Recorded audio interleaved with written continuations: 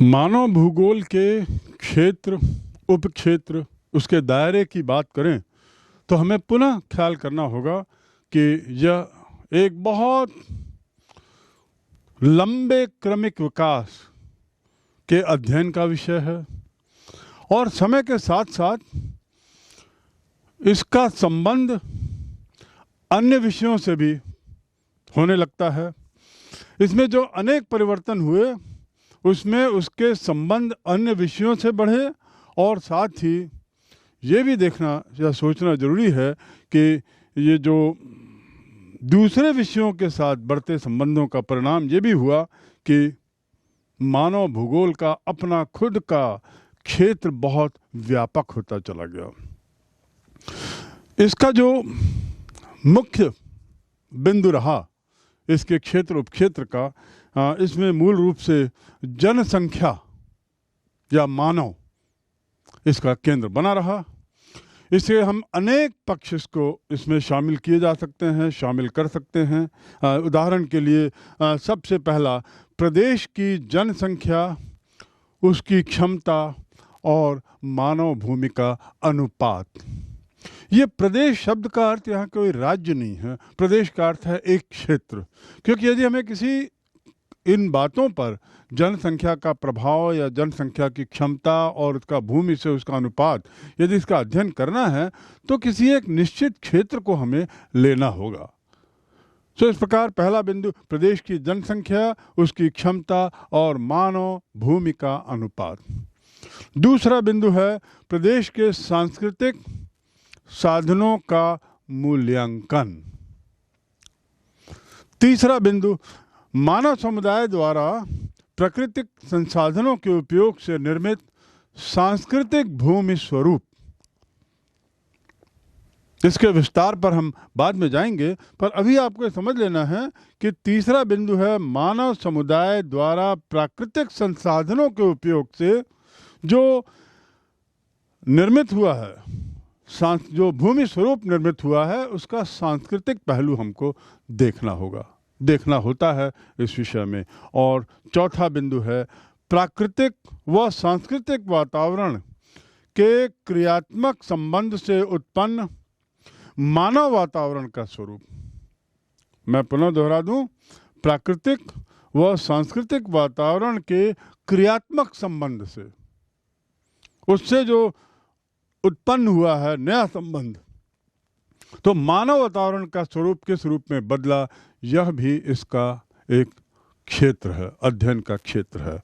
और अंतिम पहलू, अंतिम पक्ष, भौगोलिक सांस्कृतिक वातावरण में समायोजन का समय के साथ विकास और इतिहास। यानी भौगोलिक सांस्कृतिक वातावरण में संबंधों के समायोजन का समय के साथ विकास और उसका इतिहास। इस प्रकार यदि हम बात करें कि मानव भूगोल के क्षेत्र उपक्षेत्र क्या हैं, तो ये 5 बिंदुओं पर मोटा मोटा हमको अध्ययन करना होता है। मानवीय क्रियाकलापों का एक प्रदेश स्तर पर अध्ययन मानव भूगोल का विषय क्षेत्र कहलाता है। हम जब बात कर रहे हैं विषय क्षेत्र की, तो इस बात को ख्याल रखें कि किसी एक स्थानीय स्तर पर अध्ययन किया जाए, ये मानव भूगोल का विषय क्षेत्र है। किसी एक प्रदेश का, पूरे विश्व का नहीं, किसी एक क्षेत्र का। वहीं तो मानव भूगोल में हम क्षेत्रीय अध्ययन करते हैं, क्षेत्रीय पर्यावरण का, क्षेत्रीय मानव परिवर्तन का अध्ययन करते हैं। मानव एक स्वयं में बड़ा स्वतंत्र भौगोलिक कारक है और जो प्रकृति प्रदत्त संसाधनों का प्रयोग कर उनका विकास करता है। जो प्रकृति ने जो दिया है उसे, उसका वो उपयोग करता है। जैसे प्रकृति ने उसे वन दिए हैं, प्रकृति ने उसे जमीन दी है, पानी दिया है, ऑक्सीजन दिया है, और भी न जाने क्या क्या है प्रकृति का। तो इसका समुचित उपयोग कर अपना विकास करता है। ये मानव की एक स्वाभाविक प्रवृत्ति है। अपने रहने के लिए घर बनाएगा, यातायात के लिए साधन, कृषि के लिए नहरें, पहाड़ों से आवागमन के लिए सुरंग बनाकर वह प्रत्येक प्राकृतिक तत्व को अपने अनुकूल कर लेता है। यहाँ से शिमला जाना असंभव, क्योंकि शिमला की जो ऊंचाई है और यहाँ से जो दूरी है, रास्ते में अनगिनत नदियाँ आएंगी, अनगिनत पहाड़ हैं और न जाने कितनी तरह की बाधाएं हैं, घने जंगल हैं, घाटियां हैं। अब इन सब से रास्ता निकाल कर शिमला पहुंचने के लिए वातावरण को हमको अनुकूल करना पड़ेगा। ये वातावरण की अनुकूलता से हमारा क्या तात्पर्य है? वातावरण की अनुकूलता का अर्थ है कि हम ऐसा कुछ करते हैं जिससे कि यहाँ से शिमला जाने के रास्ते में जो भी प्राकृतिक बाधाएं हैं उन्हें हम ओवरकम करें, उन्हें हम पार करें और इस बात को संभव बनाएं कि हम शिमला जा सकते हैं। और संभव बनाने के लिए ये जरूरी है कि आने वाले रास्ते की प्राकृतिक बाधाओं को हम नियंत्रण में कर लें, उसको अनुकूल बना लें। जो रास्ते के जो प्राकृतिक तत्व हैं उसे अपने अनुसार अपनी जरूरत के अनुसार ढाल लें। मानव की बौद्धिक क्षमता इसी में तो लगती है और ये बौद्धिक क्षमता से निर्मित प्रत्येक भूदृश्य को मानव के सांस्कृतिक विकास की संज्ञा दी गई है। यानी हम जो भी करते हैं अपना बुद्धि लगाकर, जितना भी निर्मित करते हैं अपनी बुद्धि लगाकर, यही तो सांस्कृतिक विकास कहलाएगा, जिसमें हम मकान बनाते हैं, निर्माण करते हैं विभिन्न तरीके के, चाहे परिवहन की व्यवस्था करते हैं आदि आदि। तो ये बहुत समझने की बात है कि बौद्धिक क्षमता से निर्मित दृश्य को मानव के सांस्कृतिक विकास की संज्ञा दी गई है। मानव भूगोल के अंतर्गत इन सभी क्रियाओं का जिसने प्राकृतिक वातावरण को आर्थिक, सामाजिक, सांस्कृतिक बनाने में सहयोग किया है उसका अध्ययन किया जाता है। यानी जो पूर्व में हमने परिभाषाएं दी थी या पढ़ी थी या देखी थी, इन परिभाषाओं का निचोड़ यहाँ पर है, जिसमें कहा जा रहा है कि मानव भूगोल क्या है। मानव भूगोल वह विषय है जिसमें हम मानवीय क्रियाओं का, जिसने प्राकृतिक वातावरण को आर्थिक, सामाजिक, सांस्कृतिक बनाने में सहयोग दिया, हम उसका अध्ययन करते हैं। ज्ञान के विकास के साथ मानव भूगोल के क्षेत्रों और उप क्षेत्रों का जन्म हुआ। ज्ञान के विकास के साथ मानव भूगोल के क्षेत्र और उप क्षेत्रों का जन्म हुआ। इसी से मानव भूगोल के विभिन्न पक्षों का हम ज्ञान प्राप्त करते हैं, उनसे सहायता मिलती है और क्षेत्र उपक्षेत्र का अध्ययन मानव भूगोल का एक अहम हिस्सा माना जा सकता है। यदि हम उसके क्षेत्र और उपक्षेत्र की बात करें तो आप देखेंगे कि भूगोल के क्षेत्र में करीब 6 तरीके के मानव भूगोल के क्षेत्र हैं, यानी 6 दायरे हैं, 6 अलग अलग उसके क्षेत्र हैं भूगोल के, जिसमें काम किया जाता है। पहला कहलाता है सामाजिक भूगोल। सामाजिक भूगोल में उसका उपक्षेत्र यदि हम देखें तो सामाजिक भूगोल के 5 उपक्षेत्र हैं। व्यवहारवादी भूगोल, सामाजिक कल्याण का भूगोल, सांस्कृतिक भूगोल, ऐतिहासिक भूगोल और चिकित्सा भूगोल। ये पांचों उपक्षेत्र मानव भूगोल के सामाजिक भूगोल का हिस्सा हैं। और ये जो सामाजिक, और ये इसमें किन विषयों की मदद से अध्ययन में सुविधा होती है? यदि हमें सामाजिक भूगोल पढ़ना है, भूगोल, मानव भूगोल के सामाजिक भूगोल को समझना है, तो हमें अपने को मनोविज्ञान से भी जोड़ना पड़ेगा, अर्थशास्त्र भी समझना पड़ेगा, मानव विज्ञान, इतिहास और महामारी विज्ञान का भी अध्ययन आवश्यक होगा। ये सामाजिक भूगोल के पूरक हैं एक तरीके से, जिसके ज्ञान के बिना, इन विषयों के अधूरे ज्ञान के बिना या इन विषयों के ज्ञान के बिना सामाजिक भूगोल ठीक तरीके से समझा नहीं जा सकता। ठीक तरीके से मानव और पर्यावरण के बीच का जो पारस्परिक संबंध है उसका विश्लेषण ठीक नहीं हो पाएगा।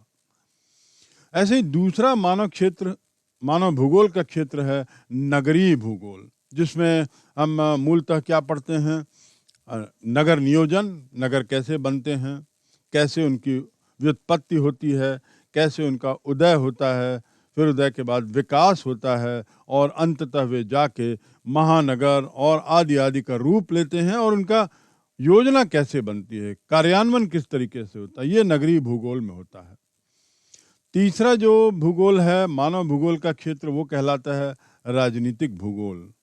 इसमें जैसा शब्द से स्पष्ट है, राजनीतिक संबंधी बातें, और इसके लिए हमें राजनीतिक ज्ञान, राजनीति विज्ञान, पॉलिटिकल साइंस के अध्ययन की ज़रूरत है, तब जाके हमें राजनीतिक भूगोल के बेहतर अध्ययन में मदद मिलेगी। ये राजनीतिक भूगोल का ही हिस्सा है। एक उपक्षेत्र कहलाता है सैन्य भूगोल। सेना को राजनीति से जोड़ा क्यों गया है?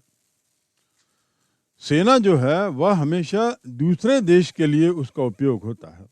सामान्यतः सेना का संबंध अन्य देश से होता है, अन्य देश से लड़ाई, अन्य देश से रक्षा, अन्य देश से युद्ध आदि आदि। और जब अन्य देश की बात करते हैं तो राजनीति जरूर आती है। तो इसलिए हमें राजनीति भूगोल को समझने के लिए सैन्य विज्ञान समझना होगा, ये अत्यावश्यक है, और राजनीति विज्ञान तो समझना ही आवश्यक है। चौथा मानव भूगोल का क्षेत्र है जननांकी। पांचवा है जिसमें चौथे में जनसंख्या भूगोल हम पढ़ते हैं, जनसंख्या के बारे में। तो जनसंख्या के बारे में यदि हमें पढ़ना है तो हमें जननांकी यानी डेटा संबंधी विषय जो है, इंटरप्रिटेशन डेटा का, सांख्यिकी की जानकारी, सांख्यिकी की एनालिसिस, ये हमें समझना ज़रूरी होगा। तभी हम जनसंख्या भूगोल का समुचित अध्ययन कर पाएंगे, समुचित निष्कर्ष निकाल पाएंगे। अगला और पांचवा है आवास भूगोल, जिसमें ग्रामीण नियोजन की बात होती है, और इसलिए ये विषय आवास भूगोल के लिए जरूरी है कि हम ग्रामीण नियोजन की जानकारी कुछ रखें, ये उसका सहयोगी विषय है। और अंतिम लेकिन शायद सबसे महत्वपूर्ण क्षेत्र मानव भूगोल का है आर्थिक भूगोल, क्योंकि जो भी विकास की बात हो रही है या होती है, पर्यावरण और मानव के बीच के संबंध में विकास जो है, वो विकास का संबंध आर्थिक विकास से मूल रूप से जुड़ा हुआ है। तो आर्थिक विकास में कौन कौन से उपक्षेत्र हैं, आर्थिक भूगोल में कौन कौन से उपक्षेत्र हैं? संसाधन भूगोल, कृषि भूगोल, उद्योग भूगोल, विपणन भूगोल, पर्यटन भूगोल और अंतर्राष्ट्रीय व्यापार का भूगोल। दूसरे शब्दों में यदि आप देखें, मानव भूगोल के 6 क्षेत्र हैं, जिसमें पहला जो सामाजिक भूगोल है उसके 5 उपक्षेत्र हैं, और आखिरी जो आर्थिक भूगोल जो शायद सबसे महत्वपूर्ण है, उसके 6 उपक्षेत्र हैं। तो मूल रूप से मानव भूगोल का अध्ययन एक अधिकतर क्षेत्रों में आर्थिक भूगोल को समझने के लिए होता है, और इसके लिए आर्थिक भूगोल को की बेहतर समझ तभी हो सकती है जब उसके सहयोगी विषयों को हम पढ़ें, उसके सहयोगी विषयों का भी हम अध्ययन करें, जिसमें संसाधन अर्थशास्त्र है, कृषि विज्ञान, औद्योगिक अर्थशास्त्र, पर्यटन, यात्रा, अंतर्राष्ट्रीय व्यापार और व्यावसायिक अर्थशास्त्र भी है, जिसका विस्तार से बाद में हम अध्ययन करेंगे। मानव भूगोल का विषय क्षेत्र क्या है? अभी हमने जाना कि मानव भूगोल को कितने क्षेत्रों में बांटा गया है। अब हम ये देखें कि मानव भूगोल का दायरा क्या है, कहाँ तक मानव भूगोल की पहुंच है, और कहाँ से मानव भूगोल छूट जाता है और कोई दूसरा विषय आ जाता है, यानी स्कोप ऑफ ह्यूमन ज्योग्राफी, इसका स्कोप कितना है। विश्व के विभिन्न भागों में निवास करने वाले मनुष्यों में जो शारीरिक रचना है, जो वेशभूषा है, भोजन, गृह निर्माण, आर्थिक जीवन, और उनके जो जीवन यापन की शैली है, इसमें सब में विभिन्नता है। इन्हीं विभिन्नताओं का अध्ययन हम मानव भूगोल में करते हैं। बार बार इस बिंदु को ख्याल रखें कि मानव भूगोल में मूल रूप से हम विभिन्नताओं का अध्ययन करते हैं। और क्यों करते हैं? क्योंकि विभिन्नताओं की समझ हमें किसी निष्कर्ष पर ले जाती है। एक क्षेत्र के लोग दूसरे क्षेत्र से विभिन्न क्यों हैं?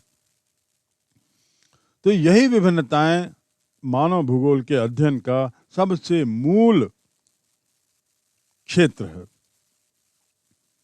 विश्व के अलग अलग भागों के लोगों की कार्यकुशलता, शिक्षा, कला, विज्ञान, स्वास्थ्य और तकनीकी विज्ञान, धार्मिक मान्यताओं में पाई जाने वाली भिन्नता, ये मानव भूगोल का क्षेत्र है। एक स्थान का व्यक्ति, उसके धार्मिक विश्वास कुछ हैं और दूसरे स्थान के व्यक्ति के धार्मिक विश्वास कुछ हैं। आखिर क्यों? क्या वह भौगोलिक परिस्थितियों से प्रभावित हैं ये उसके विश्वास? क्या पर्यावरण ने उनके इस विश्वासों को अलग अलग रखा? क्या यदि पर्यावरण एक ही रहता दोनों जगह का, तो क्या उनके धार्मिक विश्वास भी एक ही रहते? या क्या पर्यावरण के कारण इनके विश्वास, धार्मिक विश्वास अलग अलग हैं? आदि आदि ऐसे अनेकों अनेकों बिंदु हैं जिस पर मानव भूगोल में भिन्नता को लेकर अध्ययन किया जाता है। जब हम मानव विकास की बात करते हैं तो कहा जाता है कि पश्चिम यूरोप के लोग आविष्कारक प्रवृत्ति के हैं, ज्यादा कार्यकुशल हैं। ये उदाहरण है। आप भी समझते हैं कि हम लोग पश्चिमी यूरोप के लोगों को, जहाँ पर फ्रांस है, इटली, जर्मनी, इंग्लैंड, पुर्तगाल, स्पेन, ये देश जहाँ स्थित हैं, उस क्षेत्र को हम ऐसा मानते हैं कि वहाँ के लोग ज़्यादा आविष्कारक प्रवृत्ति के हैं, उनमें कुशल ज़्यादा अच्छा है। और उसके विपरीत भूमध्य रेखा के लोग बड़े सुस्त और आलसी होते हैं। तो क्या इसका मतलब ये हुआ ना कि भूगोल से मानव की आदतों का तात्पर्य है? उष्ण क्षेत्र है भूमध्य रेखा, शायद वहाँ के उष्ण वातावरण का असर वहाँ रहने वाले लोगों को सुस्त बना देता है। ये जो भिन्नता इसमें देखी है वह प्राकृतिक वातावरण के कारण हुई। भूमध्य क्षेत्र उष्ण गर्म है, इसलिए वहाँ के लोग शायद काले दिखते हैं, क्योंकि पूरे समय तेज सूरज की तेज किरणें, गर्मी उसके ऊपर आती रहती हैं। और उल्टा पश्चिमी यूरोप भूमध्य रेखा से काफ़ी दूर है, इसीलिए शायद वहाँ के लोग गोरे रहते हैं। देखना यह है कि भूमध्य रेखा में एक छोर से लेकर दूसरे छोर तक यदि वातावरण समान है और लोगों में, मानव में, इस भूमध्य रेखा के रहने वाले मानवों में कुछ भिन्नताएं उसके बावजूद भी हैं, तो उसके कारण क्या हैं? उसमें भी क्या कुछ भौगोलिक कारण निहित हैं? जलवायु की भिन्नता का प्रभाव दैनिक जीवन के काम में, दैनिक जीवन के पहनावे में और प्राकृतिक भिन्नता का असर सांस्कृतिक प्रगति में भी देखने को मिलता है। जैसा मैंने कहा, समान जगहों में रहने के बाद भी कुछ जातियां या मानव समूह ने बड़ी आधुनिक जीवन शैली अपना ली है। आधुनिक मशीनें हैं, औजारों का उपयोग कर रहा है, और वहीं उसी तरह के क्षेत्र में रहने वाले कुछ अन्य मानव समुदाय पुराने तरीकों से जीवन यापन कर रहे हैं। आखिर क्यों? क्या भौगोलिक कारण हैं? क्या प्राकृतिक कारण हैं? यही मानव भूगोल के अध्ययन का क्षेत्र है। कुछ भिन्नताएं या तो प्राकृतिक वातावरण के कारण हैं या मानवीय कार्यक्षमता के कारण भी हैं। आदमी की कार्यक्षमता एक क्षेत्र से दूसरे क्षेत्र बदल जाएगी, तो आखिर बदली क्यों है, इसका भी गहन अध्ययन आवश्यक है। इन सब को देखें तो मानव भूगोल का क्षेत्र तो अत्यधिक व्यापक है। जैसा मैंने कहा कि इसका जो स्कोप है, इसका जो क्षेत्र है, दायरा है, बहुत ही ज़्यादा व्यापक है। विभिन्न विद्वानों ने इस संबंध में अलग अलग मत दिए और फेमस जो प्रसिद्ध भूगोलवेत्ता हैं हटिंगटन, उन्होंने तो कहा है कि भौतिक दशाओं का प्रभाव प्राकृतिक वनस्पति एवं जीव जंतुओं पर पड़ता है, यानी वातावरण का प्रभाव पड़ता है। प्राकृतिक परिस्थितियों का प्रभाव मानव की भौतिक आवश्यकताएं, आधारभूत व्यवसाय और उच्च आवश्यक सामानों पर भी पड़ता है, ये समझने की बात है। विडाल डी ला ब्लाश, जिसका जिक्र पूर्व में 2-3 बार किया गया है, उन्होंने तो मानव भूगोल के विषय क्षेत्र को 3 भागों में एक तरीके से बांटा है। पहला भाग जिसमें जनसंख्या, वितरण, घनत्व, जीविका के साधन, जनसंख्या घनत्व का संबंध आदि आदि, जनसंख्या वृद्धि, ये जिसमें पढ़ा जाए तो एक क्षेत्र तो मानव भूगोल का ये हुआ विडाल डी ला ब्लाश के अनुसार। दूसरा क्षेत्र सांस्कृतिक, पहला जनसंख्या या उससे संबंधित, दूसरा सांस्कृतिक या उससे संबंधित, जिसमें वातावरण, समायोजन, गृह निर्माण सामग्री, अधिवास, रहने की शैली, सभ्यता और संस्कृति का विकास आदि आदि, कल्चर जिसे हम कहते हैं। तो दूसरा जो मानव भूगोल का विषय क्षेत्र विडाल डी ला ब्लाश के अनुसार है वह है सांस्कृतिक, और तीसरा क्षेत्र है उनके अनुसार भ्रमण एवं परिवहन में, मानव एवं पशु परिवहन, सड़कें, रेल, जल परिवहन आदि आदि। फ्रांस के जो भूगोलवेत्ता हैं डिमांजिया, उन्होंने बताया है कि इसमें इतिहास और मानव भूगोल में इतिहास और सामाजिक विज्ञान का संबंध है। प्राकृतिक पर्यावरण के अनुसार मानव अपना जीवन व्यतीत करता है। ये लाइन, ये पंक्ति बहुत महत्वपूर्ण है। प्राकृतिक वातावरण के अनुसार मानव अपने को ढालता है, अपना जीवन व्यतीत करता है और उसी के अनुकूल वो खेती करता है, शिकार करता है, पशुपालन और व्यापार भी करता है, यानी पर्यावरण के अनुसार अपने को वह ढालता है। ऐसा फ्रांस के जो भूगोलवेत्ता डिमांजिया हैं उन्होंने कहा है। मानवीय आवास प्रवास, मानवीय अधिवास और प्राकृतिक पर्यावरण का अनुसरण मानव करता है, यानी मानव प्रकृति को अनुसरित करता है, उसको बदलता नहीं। एलिमेंट्स ऑफ ज्योग्राफी में भौगोलिक स्थितियों को फ्रेंच एवं ट्रिवार्ट ने भूगोल के अध्ययन क्षेत्र के रूप में उसे विभाजित किया है। भौगोलिक तथ्यों को उनके अनुसार जलवायु, धरातल, पृथ्वी, खनिज पदार्थ, बहती नदी, वनस्पति, पशु, ये सब मानव जीवन को प्रभावित करते हैं।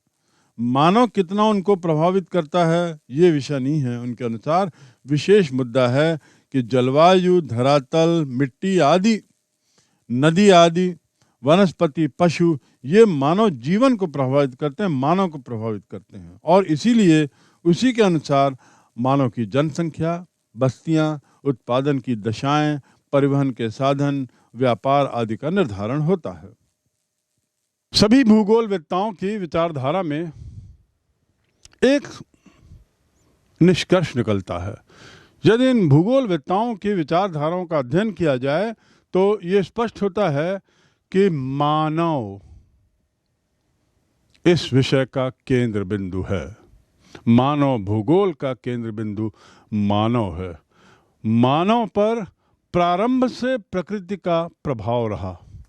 जैसा कि आप समझ सकते हैं, प्रारंभ में तो मानव प्रकृति का गुलाम था, तो उसका प्रभाव एक गुलाम के रूप में उस पर पड़ रहा था, और धीरे धीरे उसने प्रकृति को वश में करने की कोशिश शुरू की।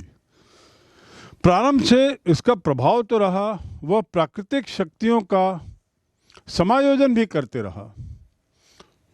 समायोजन का अर्थ यह है कि वह इन प्राकृतिक शक्तियों को, प्राकृतिक जो ताकतें थी उनको अपने साथ लेके उनको चलता रहा, और ऐसा भी हुआ कि वातावरण के समायोजन से उसने अपनी आवश्यकताओं की पूर्ति करनी शुरू की। यानी समायोजन वो कब करता था, यह समायोजन क्यों करता था? जहाँ पे उसे लगता था उसका हित निहित है।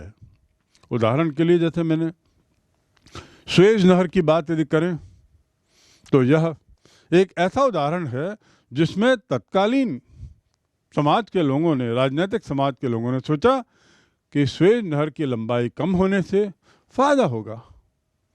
तो इस प्रकार प्रकृति के साथ उसने एक तरीके से छेड़खानी की और एक नहर काटी और दो देशों के बीच की दूरी को कम कर दिया गया। अपनी आवश्यकताओं की पूर्ति करना सीखना, प्राकृतिक वातावरण के तत्व मानवीय क्रियाओं को प्रभावित करते थे। आखिर ये प्रकृति ही तो थी, या प्रकृति तो है जो हमारे क्रियाकलापों को प्रभावित करती है। यानी हम अपने को प्रकृति के अनुसार ढालते हैं और हर संभव कोशिश करते हैं कि हम अपने हित में देखते हुए प्रकृति के ताकतों में कुछ ऐसा परिवर्तन लाएं जिससे हमारा फायदा हो। उसमें कुछ संशोधन करते हैं, उसमें कुछ समायोजन के साथ उसको अपने को अनुकूल बनाते हैं और इस प्रकार परिवर्तन लाते हैं, लेकिन सबके पीछे उसका अपना हित निहित होता है। इस प्रकार मानव ना तो पूर्ण रूप से प्रकृति पर विजय पा सका और न ही वह प्रकृति को अपने नियंत्रण में कर सका है। यह बिंदु जो है ये बहुत अहम है। मानव न तो प्रकृति को पूर्ण रूप से प्रकृति पर विजय पा सका और न ही वह उस पर नियंत्रण कर सका है। मानव ने प्राकृतिक वातावरण के एक तत्व के रूप में सांस्कृतिक वातावरण को निर्मित किया, ये तो हम समझते हैं। सांस्कृतिक वातावरण का निर्माण मानव ने प्राकृतिक वातावरण के एक तत्व के रूप में, एक अंग के रूप में उसको लिया है और इसीलिए मानव को सांस्कृतिक वातावरण का जनक कहा जाता है। यानी उसको जन्म देने वाला, उसके उदय का कारण मानव है। मानव भूगोल के विषय क्षेत्र में मानव जातियां, जनसंख्या वितरण, घनत्व, लिंगानुपात, आयु वर्ग, कार्यक्षमता, स्वास्थ्य, इन सब को समायोजित किया गया, इन सब को इसमें पढ़ा जाता है। किसी क्षेत्र में, क्षेत्र विशेष में या किसी प्रदेश में मानव समूह के आर्थिक, सामाजिक और सांस्कृतिक विकास में प्राकृतिक संसाधनों का मूल्यांकन और नियोजन इसका विषय क्षेत्र है, मानव भूगोल का विषय क्षेत्र है। मैं पुनः दोहरा दूं, प्राकृतिक वातावरण में मानव जातियां आर्थिक, सामाजिक और सांस्कृतिक विकास में प्राकृतिक संसाधनों का मूल्यांकन, ये मानव भूगोल का एक विशिष्ट क्षेत्र कहा जाता है और ये इसमें सम्मिलित किया गया है। एक अमेरिकी भूगोलवेत्ता हैं अमेरिका के, जिनका नाम है कार्ल सावर। उन्होंने तो भूगोल को सांस्कृतिक भूगोल की ही संख्या दे दी है। उनका कहना है कि सांस्कृतिक भूगोल ही इसका असली नाम है और यह संज्ञा इस विषय क्षेत्र के ध्यान में रखते हुए उचित बैठती है। मानव भूगोल के बदले सांस्कृतिक भूगोल कहना समुचित होगा। उनके अनुसार प्राकृतिक तत्वों के आधार पर संस्कृति का विकास मानव करता आया है। तो संस्कृति का विकास मानव भूगोल का मुख्य विषय क्षेत्र है, ऐसा कार्ल सावर अमेरिकी भूगोलवेत्ता का मानना है। अन्य भूगोलवेत्ताओं में J.H. लेबल और जेलिंस्की, इन्होंने पृथ्वी तथा मानव धर्म एवं मानव मूल्यों को स्थापित कर कल्याणकारी बनाने वाला विषय मानव भूगोल को बतलाया है। उनके अनुसार मानव भूगोल जो है वह एक कल्याणकारी विषय है, जिसमें मानव प्रकृति को ध्यान में रखकर, प्रकृति के नियमों को ध्यान में रखकर अपने विकास के लिए आगे बढ़ता है और इस प्रकार कल्याणकारी बनाने का उद्देश्य पूरा कैसे हो यह या कैसे किया जा सकता है, यह मानव भूगोल का विषय क्षेत्र है। जैसा भी मैंने कहा, कार्ल सावर उन्होंने मानव भूगोल को एक कल्याणकारी विषय बताया है, क्योंकि उनका कहना था कि मानव भूगोल में हम अपने हित के लिए उसका अध्ययन करते हैं और उसके द्वारा निकले गए निष्कर्ष निचोड़ मानव के कल्याण के लिए होते हैं। तो एक तरीके से कहा जा सकता है कि मानव भूगोल में मानव और पर्यावरण, मानव और प्रकृति, मानव और वातावरण, प्राकृतिक वातावरण, इनके बीच के परस्पर संबंध की मधुरता और खटास, इसका हम इस विषय में अध्ययन करते हैं।